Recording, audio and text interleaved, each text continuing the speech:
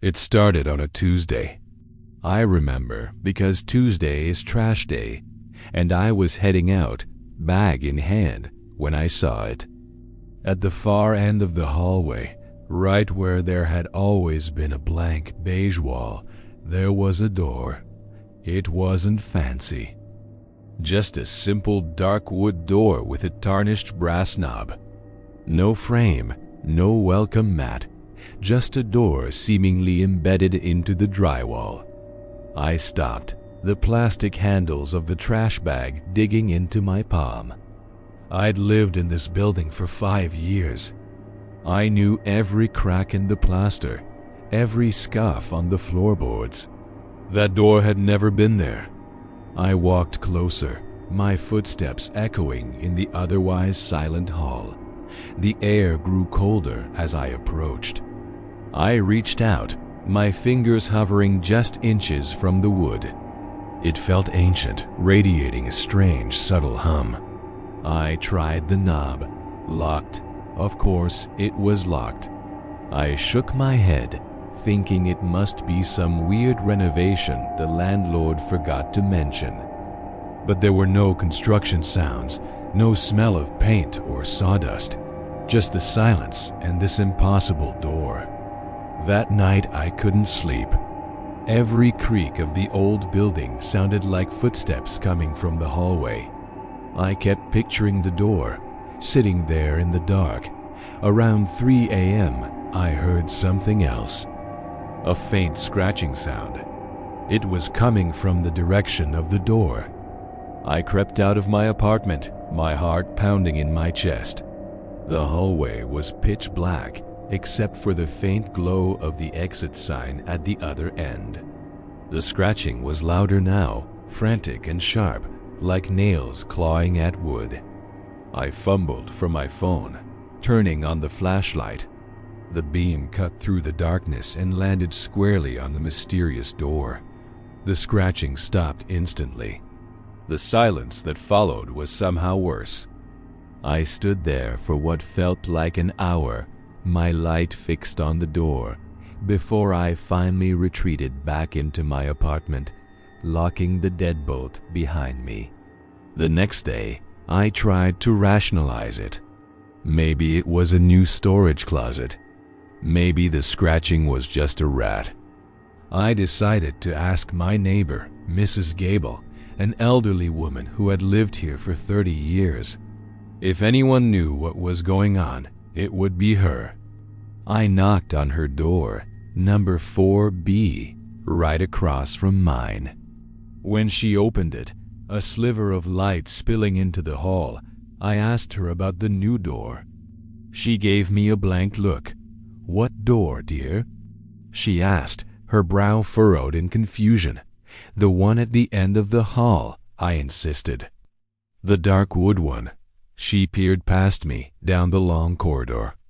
"Honey," she said, her voice dropping to a whisper, "there's no door down there. It's just a wall, always has been."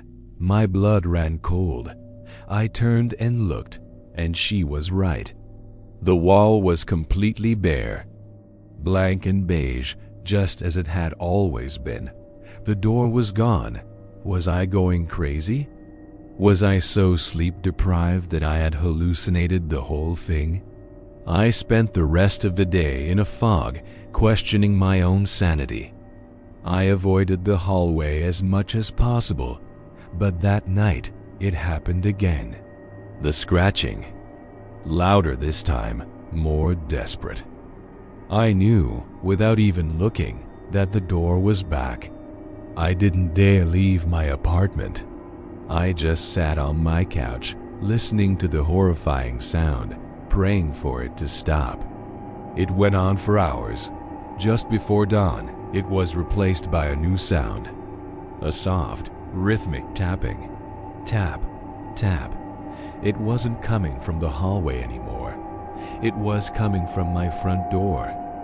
I froze, every muscle in my body tensed. The tapping continued, slow and deliberate. Then, a voice. A distorted, guttural whisper that seemed to slide under the door. "Let me in." I didn't move. I barely breathed. I sat there on my couch until the sun came up, the voice eventually fading away with the darkness. I was terrified. This wasn't a hallucination. This was real. I decided I had to get out. I started packing a bag, throwing clothes and essentials into a suitcase, my hands shaking uncontrollably. I had to pass the door to get to the stairs. I took a deep breath, unlocked my apartment, and flung the door open. The hallway was empty. The wall was blank. Relief washed over me, so intense it made me dizzy. I grabbed my suitcase and practically ran, not even bothering to lock up. I just needed to leave. As I reached the end of the hall, my hand on the doorknob to the stairwell, I glanced back one last time, and my heart stopped. The door was there, but this time it was slightly ajar. A sliver of absolute darkness was visible in the gap. A cold, foul-smelling air drifted out, like soil and decay. And from within that darkness, I heard a sound, a faint, wheezing breath. Curiosity, or maybe some morbid, self-destructive impulse, got the better of me. I crept closer, my suitcase abandoned by the stairwell door. I pushed the mysterious door open a little wider. It swung inward without a sound. The room beyond was unlike anything I had ever seen. It wasn't an apartment or a closet. The space was vast, impossibly so. The walls were lined with doors. Hundreds of them, thousands, all identical to the one in my hallway. Some were closed, some were slightly ajar, and in front of each door sat a person. They were just sitting on the floor, cross-legged, facing their respective doors, their bodies perfectly still. They looked gaunt and pale, their eyes wide and unfocused, as if they were in a trance. I recognized some of them.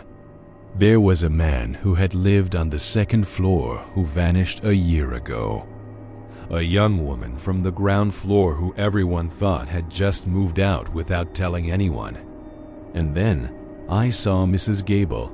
She was sitting in front of a door just a few feet away, her back to me. Her hands were pressed flat against the wood, her head tilted as if listening intently. I whispered her name, my voice trembling. She didn't react. I stepped into the room, the door swinging shut behind me with a soft click. The sound echoed in the cavernous space. Suddenly, all at once, every single person in the room turned their heads to look at me.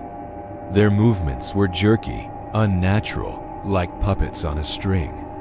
Their faces were hollow, their eyes empty voids, and they all smiled. A wide, silent, terrifying smile. Panic seized me. I spun around and yanked on the knob of the door I'd just come through. It wouldn't budge. I was trapped. I rattled the handle, pulling and pushing with all my might, but it was sealed shut. I looked back at the crowd. They were starting to stand up, their limbs moving with an eerie, disjointed grace. They weren't walking towards me. They were all turning to face the same direction. I followed their gaze. At the very center of the immense room, a single door stood apart from the others. It was larger, made of a polished black stone that seemed to absorb the light, and it was opening. A deep, resonant groaning filled the air as the stone door swung inward, revealing an abyss of pure, suffocating blackness. A powerful force began to pull at me, a current of air dragging me towards the open maw. The others weren't being pulled. They were walking towards it, willingly, their smiles never faltering. I fought against the pull, digging my heels into the floor, but it was too strong. I was sliding across the floor, closer and closer to the black stone door. As I was being dragged past Mrs. Gable, her head snapped towards me. Her eyes weren't empty anymore. They were filled with sheer terror. "Don't let it take you," she rasped, her voice a dry crackle. "It feeds on what's behind the door." Before I could ask what she meant, her face went slack again, the smile returning as she turned and joined the slow procession towards the abyss. I was almost at the threshold now. The pull was overwhelming. And then I understood. We weren't the ones being consumed.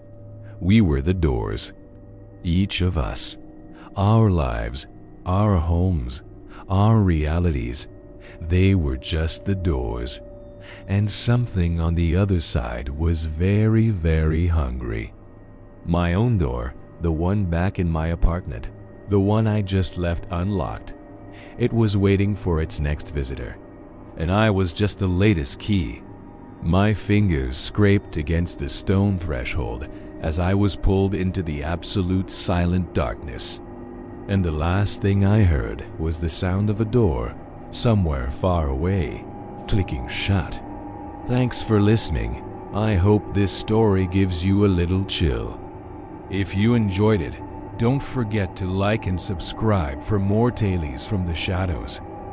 Stay safe out there.